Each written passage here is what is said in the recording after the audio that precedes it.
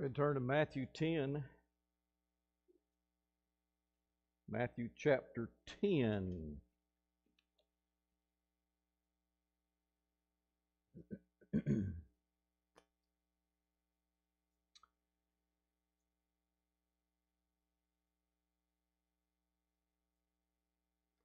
We've been looking at some of the people that were in contact in some way or had some kind of relationship with Jesus.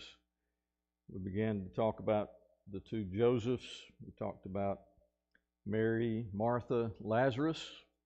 And tonight we're going to talk about Judas. He's probably best known as Judas Iscariot. And we'll talk a little bit more about names and that kind of thing in just a moment. In Matthew chapter 10, beginning in we'll just start in verse 2. The names of the 12 apostles are these. First, Simon, who is called Peter, and Andrew his brother, James, the son of Zebedee, and John his brother, Philip and Bartholomew, Thomas and Matthew the tax collector, James the son of Alphaeus and Thaddeus, Simon the Cananean, and Judas Iscariot, who betrayed him.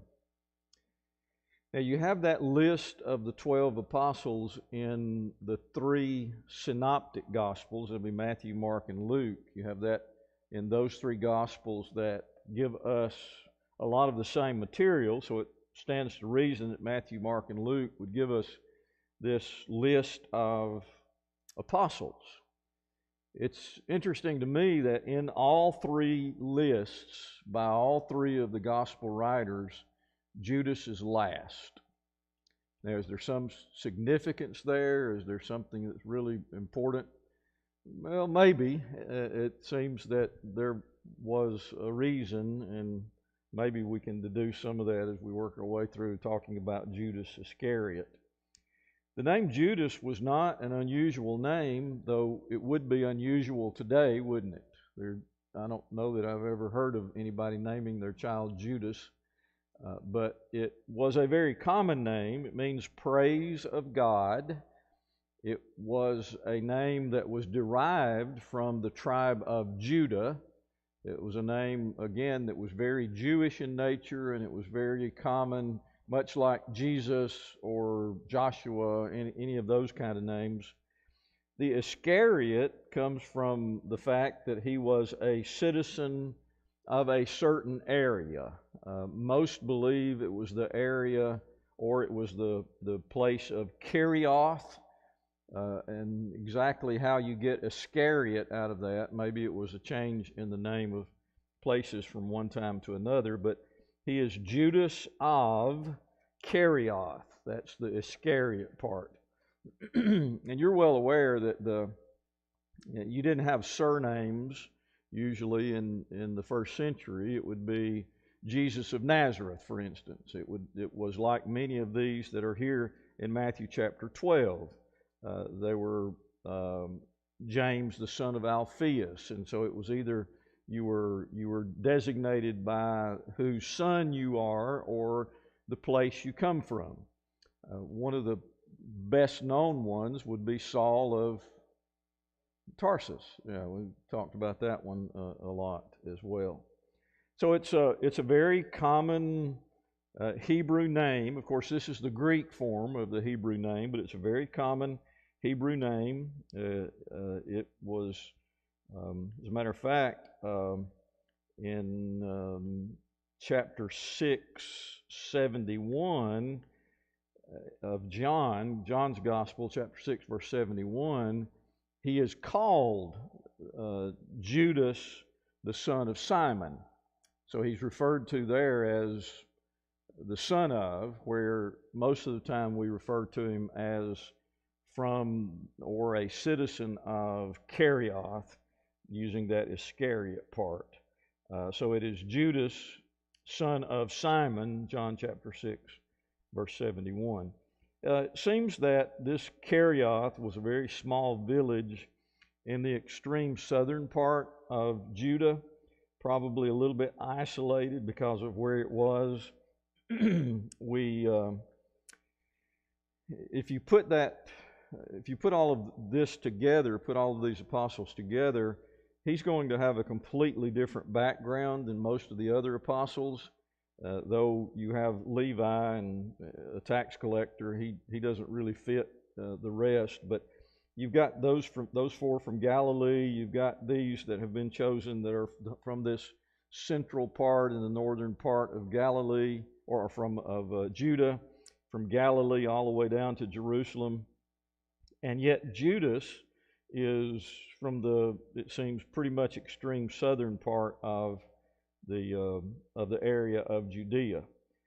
So many of the 11 are from most close area, and then you have Judas, who is from a whole different city. So when you look at Judas, there's not a lot that stands out about him of being all that much different, except the fact he does have a different background. He's from a different area, and I don't know if there's that much difference from the southern part of Judah as there is from the southern United States. So it probably not a whole lot of background and not a whole lot of difference in lifestyle, depending on how wealthy your family might be.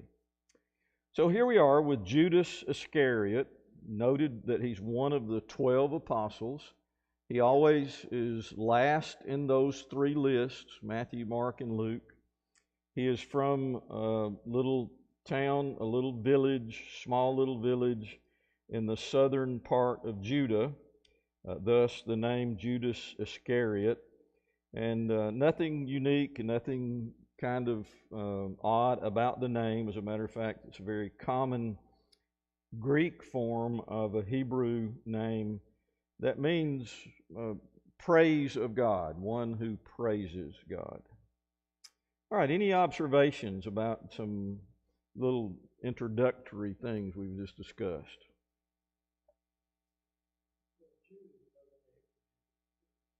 What is? Jude, yes.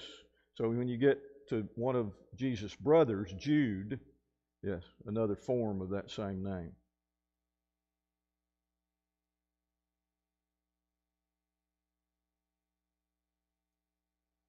Okay, so as you move on, go ahead and go to John chapter 6. I mentioned verse 71, but let's look at 70 and 71. John chapter 6, 70 and 71. Somebody read that when you find that, please.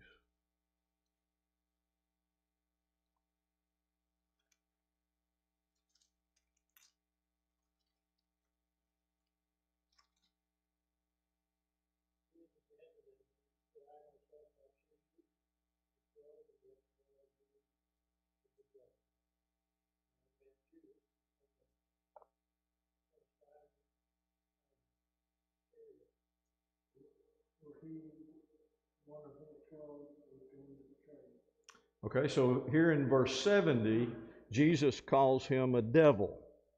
And then John's commentary goes on to describe who that is, and that is, he actually literally says, the one that Jesus is talking about is Judas, son of Simon Iscariot, one of the 12 who's going to betray him. That's verse 71. Verse 70 is where Jesus calls one of the 12 a devil, and then John's reference to him is describing Judas the traitor.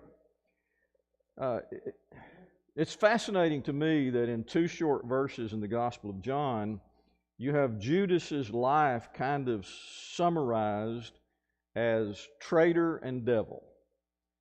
But also among that is Jesus' words, "Did I not choose all 12 of you?" So you have to include that he was one of the chosen, one of the 12, devil, traitor. I find that quite a fascinating mixture that you find here in John 6, 70 and 71, as Jesus refers to him as one of the 12 he's chosen. I've chosen all 12. But one of those that I chose is the devil. And then it's explained, he's talking about Judas, the son of Simon, who will be the betrayer, the one who will betray him.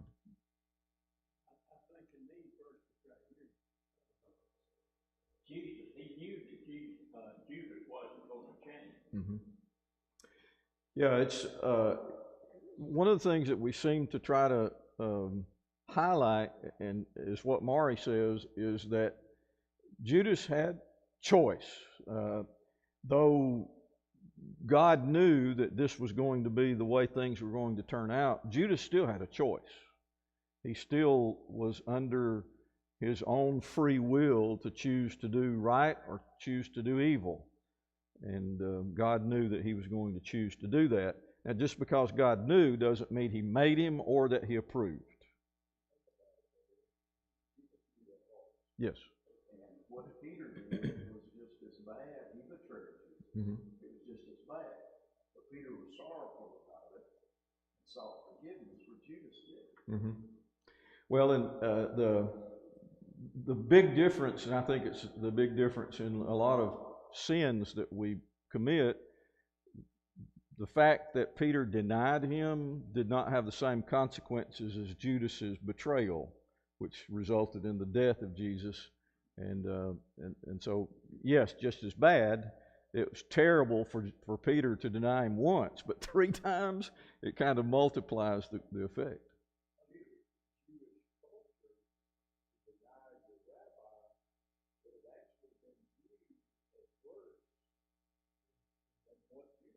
Yeah. Yes, it would have been blasphemous to deny your teacher or to embarrass him or to talk bad about your rabbi. Yes, exactly. Maury? Exactly. Yes. Great point. Maury's point that Judas betrayed, but all of them except John abandoned. Yeah. And then you've got Peter, whose sin was quite dramatic with the betrayal that he did there 3 times. Yes, he did repent. He was sorrowful. He wept for sure. Now in Luke's Gospel, chapter 6, we don't have to turn there, but Luke also gives the account of him being called the traitor. And then in John, since we're in John, let's go ahead and go to 17, chapter 17 of John.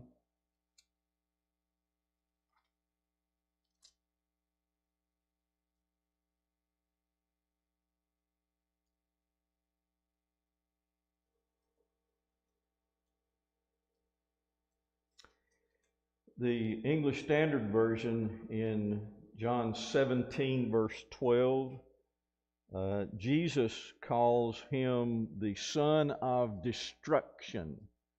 Somebody have a different word? Doomed to destruction, okay?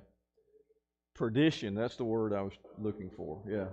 So in Jesus' prayer, if you notice the context of what he says here in these few verses that surround verse 12, what he says is, I didn't lose any of them. Those you gave to me I've guarded. I have kept them.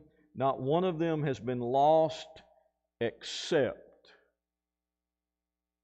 the son of perdition, destruction, doom. That idea is communicated there very well.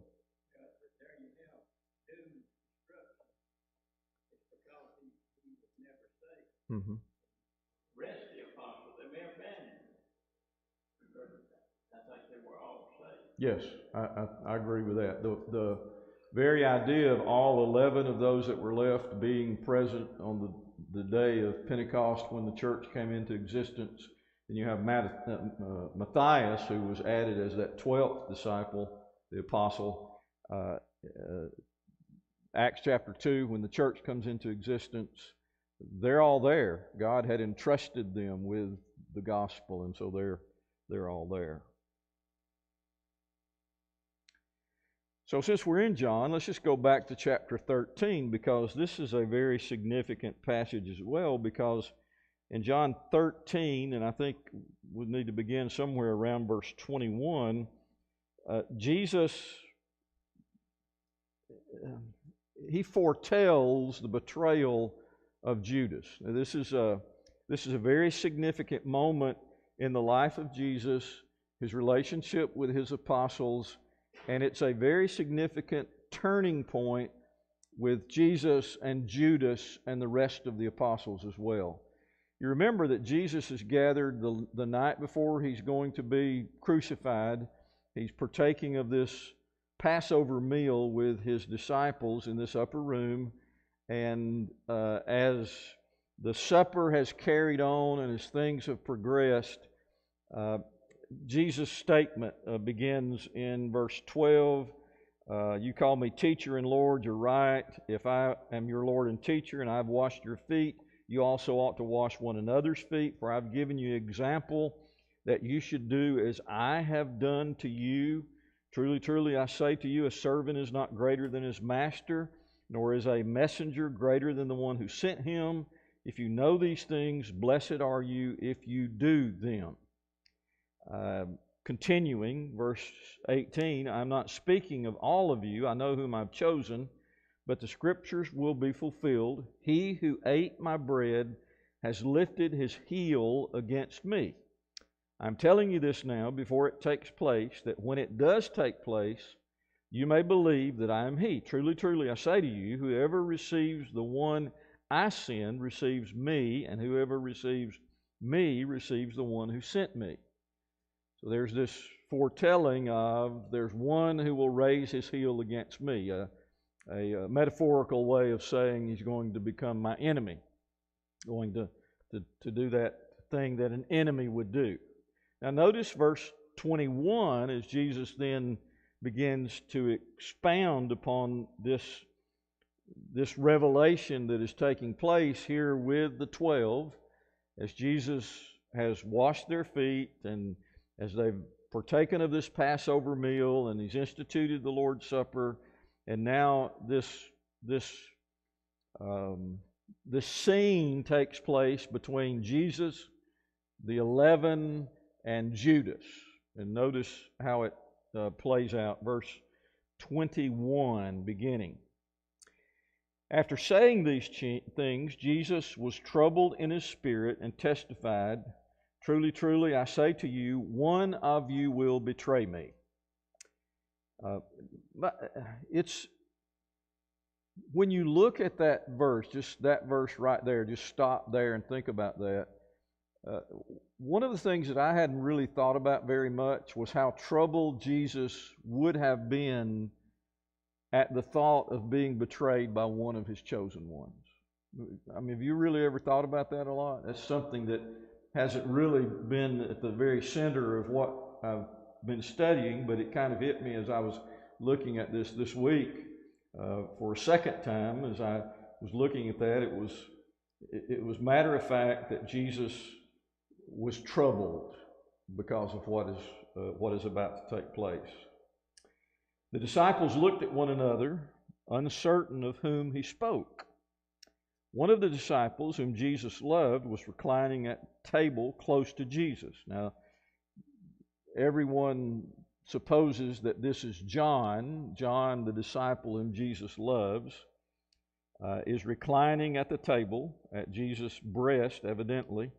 So Simon Peter motioned to him to ask Jesus of whom he is speaking. Now, doesn't that sound just like Peter? John asked Jesus who he's talking about. Go ahead, John. So you're right there. Go ahead and ask him who he's talking about. Well, Peter's encouragement is not taken. So that disciple, it is taken, excuse me. So that disciple, leaning back against Jesus, said to him, Lord, who is it?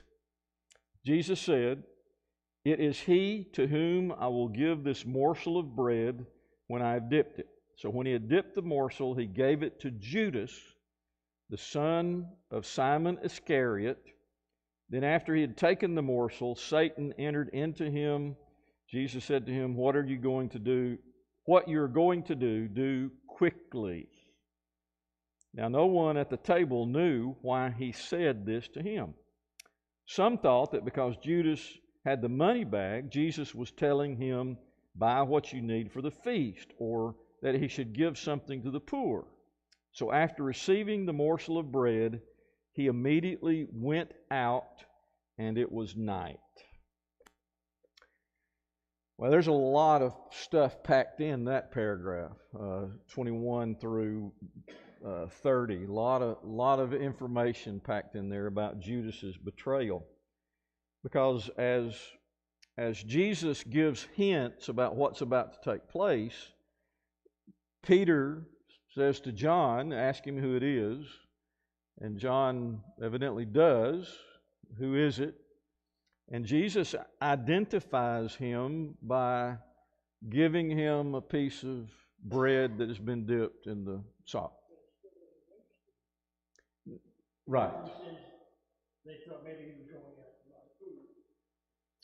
But he tells them what he's going to do. He does it, and they still don't do it. Right. Yeah, John's observation is the 11 still don't really have a clue what's going on. They still do not comprehend because. When you look at it, Judas wasn't an obvious betrayer because they trusted him with the purse. Mm-hmm. And when you talk about Peter, most and what I have here in verse 24, the Simon Peter motioned. Yeah, that's what it says. Yeah, motion. Yes. And said, ask him which one he means. And did he really ask John, or did he motion something? What I can't understand, if he asked, why didn't Jesus hear it? Well, yeah, it says he motioned, and I don't know what kind of motion that was, but John evidently understood from the motion because I looked at 3 different translations, and they all said that he motioned to Peter, to John. Yeah. Now, I don't know what kind of sign language that was, but it's like, yeah. Yeah. Yeah. Yeah. John, either way, John understood it, right? John understood what Peter was trying to get him to do, because the very next thing is that he asked the Lord, who is it? He identified him very clearly, the one that I'm going to dip this bread and I'm going to hand it to him, and that's him.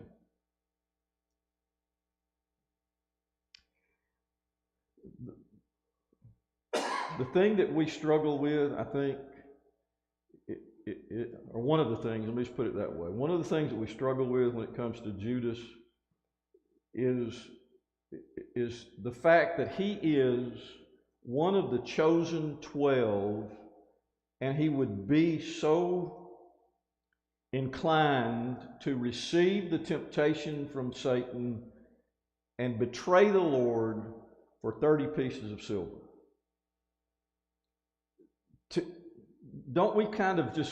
Aren't we just kind of baffled at that? He's there for all the miracles. He's there for the teaching. Yeah. He's there for all of that. But somebody once said, and they looked it up, he never once called Jesus Lord. Mm-hmm. He never uses that term for Jesus. It's always rabbi, yeah. And he just doesn't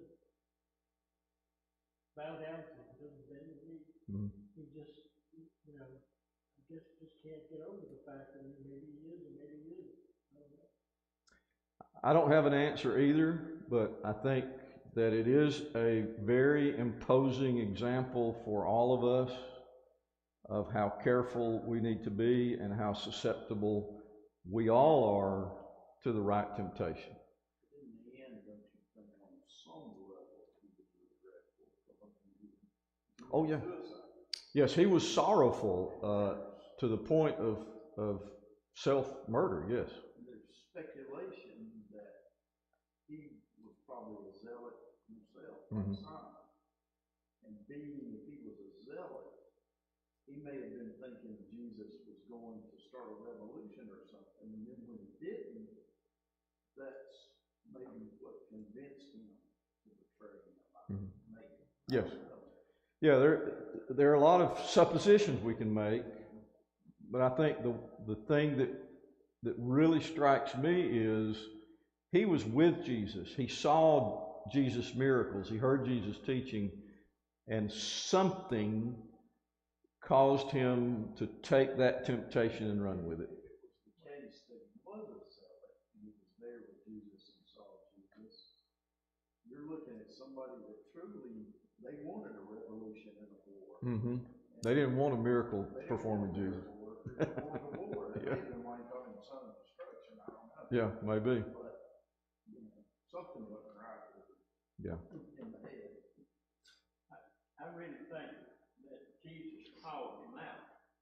When he dipped the bread and gave it to Judas. And then it says Judas took the bread, and then Satan entered. Yes.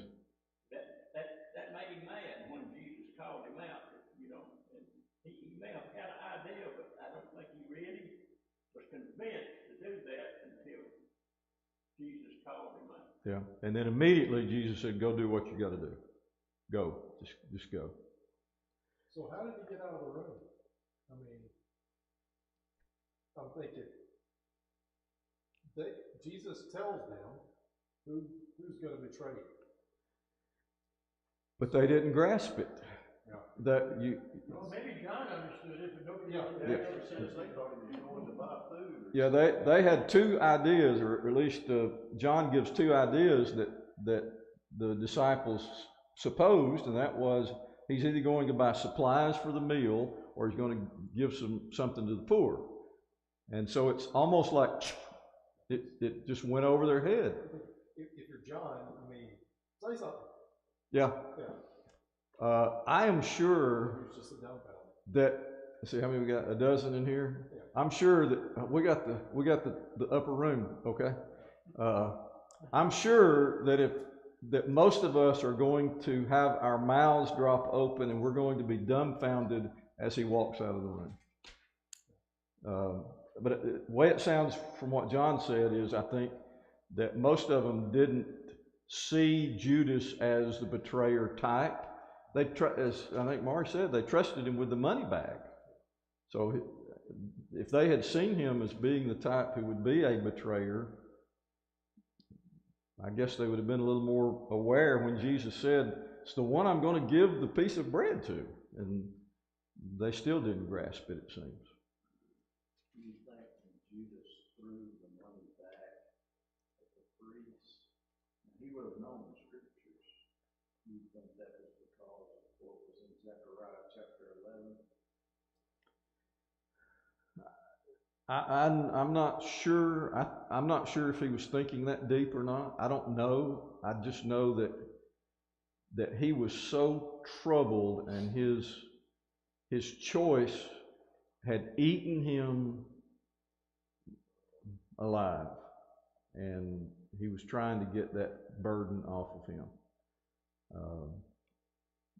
Maybe he did. Maybe he was thinking back that far. I'm not sure.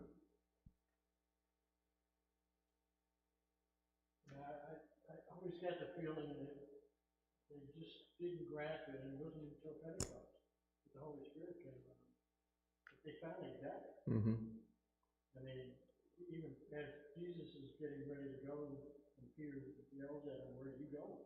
"I want to go too." Jesus says, "No, you can't go." Mm-hmm. They still didn't understand that. Right. There's incremental growth in the apostles, and you see it taking place. As the resurrection takes place, and that Peter and John look in the empty tomb, now we understand. Now we have an idea of what all this was about. And so you have 40 days that Jesus appears, and he walks with them, and he talks with them. He has breakfast with them at the shore, and they're going. All of this, I think, all of this is a period of growth for those apostles. And then you're right, John, by the time you get to Acts chapter 2, they've seen Jesus appear back into heaven. They've waited these 10 days for the Holy Spirit to come. The Holy Spirit comes upon them, and then I think they're fully in. They're in. The transformation of Yeah. Peter Yes. is the prime example of that. Exactly. So here in verses 21 through 30, you have Jesus foretelling who and pointing him out, giving him a name and giving a face to it all, and so it's a done deal. Now Matthew 26 is going to give us the account of what Judas does. Matthew 26.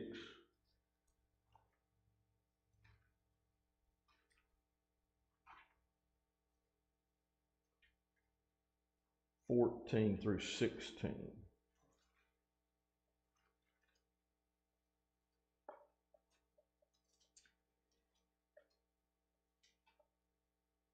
Now that Mari, you're mentioning about him making that decision when the devil entered him in John 13.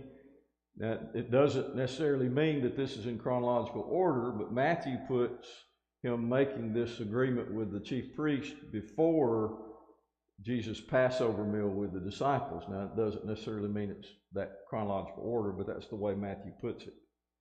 So in 14, 15, 16, here's what Judas does. Then one of the 12, whose name was Judas Iscariot, went to the chief priests and said, "What will you give me if I deliver him over to you?" And they paid him 30 pieces of silver. And from that moment, he sought an opportunity to betray him. To me, it all kind of plays out kind of awkwardly, for still in the dark of the early morning hours or mid-morning hours, not mid-morning, but early morning hours, to arrest Jesus and him to identify him as the one with a kiss. I've often wondered, could they not identify Jesus? They had seen him, they had interviewed him, they had talked to him, they had followed him, they had seen him eating at the table with sinners, and I mean, could they not identify him? What was the significance of this kiss of betrayal, which we're going to look at in a moment later on in Matthew 26? But Barry, yes. You mentioned where I said Satan entered. Yes. And this right here in verse 16, from then on, Judas watched for an opportunity to hand him over. So he had the inclination to do that. Mm-hmm. But when Jesus pointed him out, I think a rage came in. Yeah. He was ready to do it. It was time, yes. And let me say another. Okay. I think Judas really makes us think, are we committed, or are we just pretending uncommitted? You understand what I'm talking Right, about? yeah. As Christians, are we committed as Christians, or are we uncommitted pretenders? And I think that's what Judas was. Mm-hmm. He wasn't committed to Christ. Lessons and so on, but he was uncommitted, and he was a pretender. Exactly. That's a very good word to describe Mari's description. He was a pretender. He was never committed to Christ. He appeared to be, but he never was committed. I used this illustration when I bought a 12-pack of Diet Mountain Dew one time at Kmart. It wasn't Kmart. Anyway, it may have been Big K or something. Anyway, it was in Gardendale. Was that Kmart over there in Gardendale? Anyway, I got it home, and one of those 12 was empty. It was in there with the other 11. And it appeared to be just like the other 11, but it was empty. It had a little pinhole right at the bottom for some reason, and all the juice had leaked out of that Mountain Dew. And it was right in there with the other 12. So I used that one time to talk about Judas, that he appeared to be, in Maury's words that he was a pretender. We need to be very careful, as Maury observes.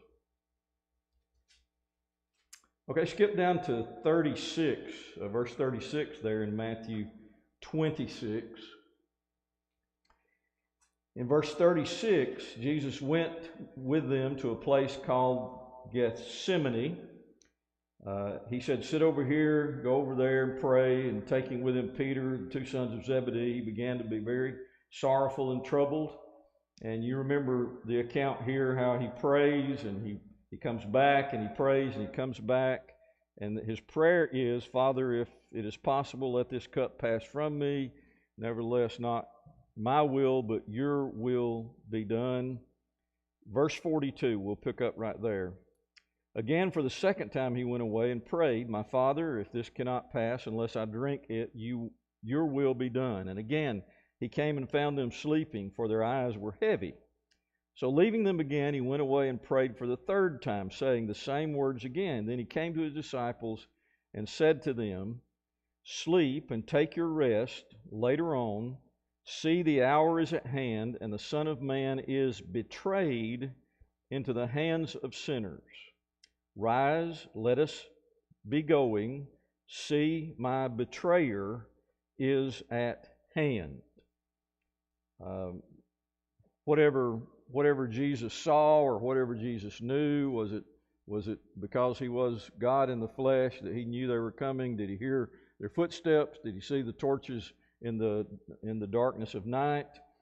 It doesn't matter how he knew. The fact is, he says, it is time, the hour is at hand, the Son of Man is betrayed, and then he says, my betrayer is at hand. Now this is the Garden of Gethsemane event. Now look at 47 through 50. This is once the folks come to Jesus. While he was still speaking, Judas came, one of the 12, and with him a great crowd with swords and clubs from the chief priests and the elders of the people. Now the betrayer had given them a sign, saying, the one I will kiss is the man, seize him. And he came up to Jesus at once and said, greetings, Rabbi, and he kissed him. Verse 50, Jesus said to him, friend, do what you came to do. Then they came up and laid hands on Jesus and seized him. And the rest of it really doesn't have anything to do with Judas, so we'll just stop there. But so you have this Garden of Gethsemane event, 36 through 46, and then beginning in 47 through 50 is the betrayal. And it opens up, this section opens up, while he was speaking, Judas came, one of the 12. And he's leading this army of those that oppose Jesus. Chief priests, the elders of the people, the soldiers, it seems, as well.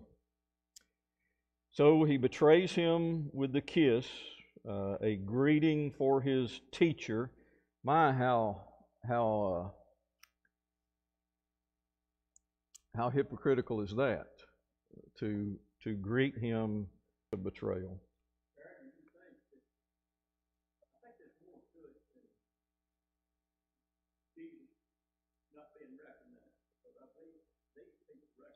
Mm-hmm. What I really think is Jesus accused Jesus, and by him kissing it, if they had a form of trial, then he was going to be the witness. Yeah, I think you're right. I think there's a lot more to it than just what I mentioned.